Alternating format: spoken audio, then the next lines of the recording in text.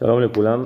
אני רוצה לומר לכל הרווקים והרווקות שבאמת רוצים להתחתן, אם זה הדתיים, אם זה אצל החילונים, אצל אלה שפחות שומרים תורה ומצוות, אין להם בעיה. הם מחפשים את הזיווג שלהם לפעמים הרבה פעמים בחוץ והם מוצאים. אבל לדתיים, לחרדים, שהם בוררים יותר מדי, ואני נמצא בתוך זה ואני רואה מה קורה בתוך הקהילות, אני נמצא בניו יורק, במנהטן, פשוט הזוי, איך אנשים עם הרזומה ועם התמונות הורסים לעצמם את הדעת, נהרס להם כל הדעת, כל המחשבה. ככל שבן אדם רואה יותר תמונה, ככל שבן אדם רואה יותר מזומה, השיפוט שלו נהיה יותר גדול ויותר גדול ויותר גדול, והוא מתגלגל לדעה לא נכונה, אין לו מחשבה נקייה בכלל. המחשבה שלו היא מחשבה פסולה לגמרי. ודאי שאין לו דעת תורה, זה לא דעת תורה, אבל יש לו קלקול בצינורות, קלקול בשפע. אתה רוצה באמת להתחתן, דע לך כבר מעל גיל 23 אם עדיין לא מצאת, או עד מעל גיל 23 לא מצאת, תורידי את הרצונות שלך ותלכי למישהו שהוא מתעסק בלי תמונות, לא מראה לך שום תמונות, לא מראה לך שום דבר, כי צריך לרדת מהעץ. האנשים שלא יורדים מהעץ, הם הגיעו לנקודות שאני ראיתי. בחורה בת 46 עדיין מחפשת רזומה ותמונה, בחורה בת 50 עדיין מחפשת רזומה ותמונה. ולעומת זה הייתי במנהטן, השם ישמור, ראיתי בחורה רווקה בתולה בת 70, בחור רווק בתול בן 70, לא טעם של אישה בחיים שלו, היא לא טעם של גבר בחיים שלה. וזה טוב? זה לא טוב. מסכנים, אתה רואה את הפנים שלהם, פנים אומללים, אנשים אומללים. האנרגיה הזכרית והאנרגיה הנקבית זה אנרגיה מדהימה, שעל פי תורת הקבלה האישה מחויבת לקבל את האנרגיה הזכרית בזמן. וכשאנחנו אומרים בזמן, זה 18 לחופה, משהו פה התבלבל לנו בתודעה, קלקלו לנו את כל צינורות השפע. מה שקורה מסביב, כל הפרסומות, כל הדברים בחוצות ששמים תמונות של נשים, זה הורס את התודעה, נהרס לאנשים התודעה. כי המקור האמיתי של אישה להתחתן, מאדם שואל מה זה הדעת האמיתית שהתורה התכוונה. התורה התכוונה לאישה בגיל 12.5 להתחתן, ולגבר בגיל 13. פחות מ-13 לגבר זה בעיה. אז רואים שיש פה תדר מדהים לשמר את האנרגיה הזכרית ולשמר את האנרגיה הנקבית. אז היום, בנים ובנות יקרות, כשאתם מגיעים היום לגיל 18, תדעו לכם שזה כבר מאוחר. אתם נמצאים בתוך מה שנקרא, בתוך פרוגרם, שהפרוגרם קבע לכם גיל 18, כן? אבל זה, גם התורה אומרת 18 לחופה, אבל יש יותר, הדבר העליון ביותר, והמשובח, זה הגיל הקטן. לא בשביל, אנחנו לא נעשה את זה היום, כן? אבל להגיד לתודעה שזה לא, כי אתה רואה היום בעולם החילוני וגם הדתי, אתה רואה בחורה שאנסו אותה בהיריון בגיל 14. כן? אז אתה רואה שכל, מגיל 14, 13, איפה אנשים נמצאים? הולכים למסיבות, הולכים למועדונים, עושים מסיבות כיתה וכל הדברים האלה. מה? איפה הם פוגמים? פוגמים ביסוד. היא פוגמת ביסוד, היא נכנסת להיריון כבר בגיל 13. או שאמא אומרת לבת שלה, השם ישמור בעולם, כן, אלה שפחות שומרים תורה ומצוות, היא אומרת לבת שלה, מה, את עדיין כאילו לא טעם של גבר? אז היא שולחת אותו, היא אומרת לך, אני נותנת לך אישור, בגיל 14, בגיל 15. אנחנו נמצאים במקום ממש ירוד. אז לכן לאותם נשים שהם בגיל 18, 19, תדעו לכם, זה אור אדום מאוד. כי אם אתם עכשיו נמצאות בדרישות, כמו שפה בחורה אחת בקהילה, בחור אחד נפגש איתה, היא באה לו עם ליין שהיא רוצה, כאילו, מכתב שלם, היא רוצה שהוא ירוויח $120,000 בשנה. הוא אומר, תשמעי, אני מרוויח כולה $60,000. לכי תתחתני עם הבנק. הכל נהיה וסובב סביב הכסף. אם מתחילת הניסויים הכל סובב סביב הכסף, תדעו לכם שאתם הולכים לעבדון.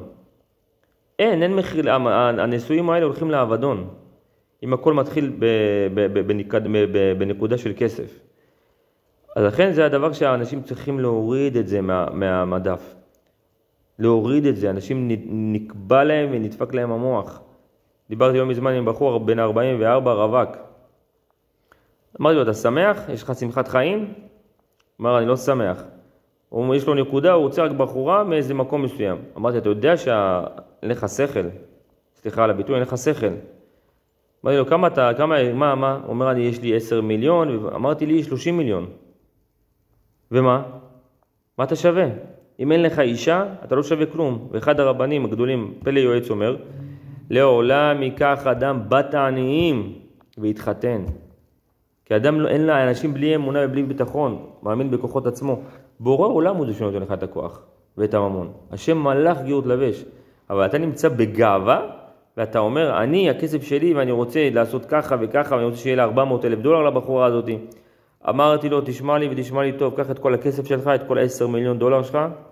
קודם כל, אם אתה רוצה, אני אשמור לך על הכסף. תביא את הכסף ואני אשמור לך, תלך תחתן עם בחורה, תביא, נשמור את זה בבנק.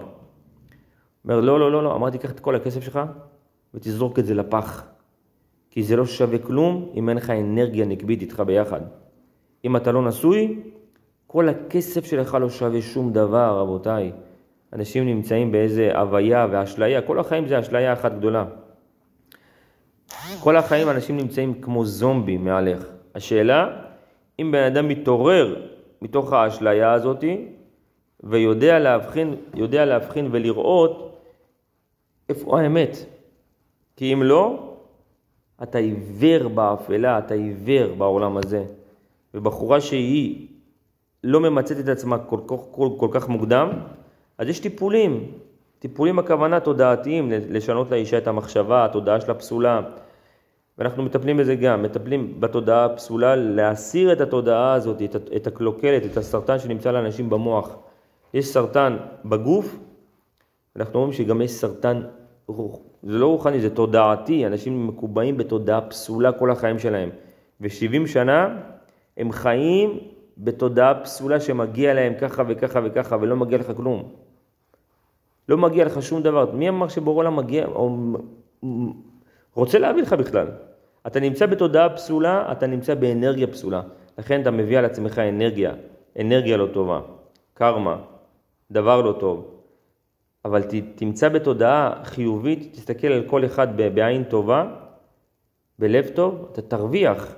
הרי מה קורה לאנשים שהם מסתכלים על תמונה? שיפוטיים, כולם היום שיפוטיים, שופטים. והשיפוט הזה גורם לעצמם ירייה ברגל.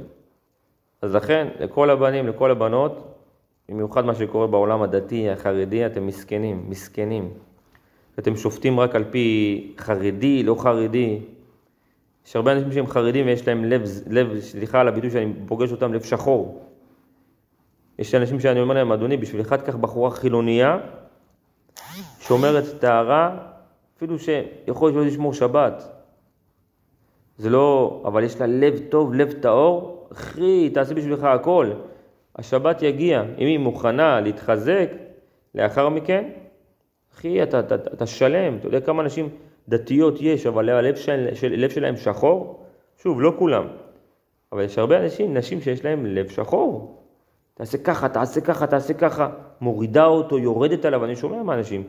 נמצאת בכלל בתור תודעה גברית, היא בכלל היא גבר, הוא התחתן גבר עם גבר, והוא מסכן. לכן זה טוב שאלינו את הנקודה הזאת, אנשים צריכים להתעורר על עצמם, וגם אם נפלת פעם, פעמיים, 3 והתגרשת, אחי, יש לך חיים יפים. אבל לאישה אנחנו אומרים, את מסכנה שאת בת 30 ואת בת 40 ואין לך דעת תורה. כי כל האנרגיה הזאת שהייתה צריכה ללכת ולהיווצר מזה ולד, זרקת את זה לפח. וזה מסכנות, כן, אין להם דעת. לכן, בהצלחה לכל הרווקים והרווקות, תגדילו את הדעת שלכם.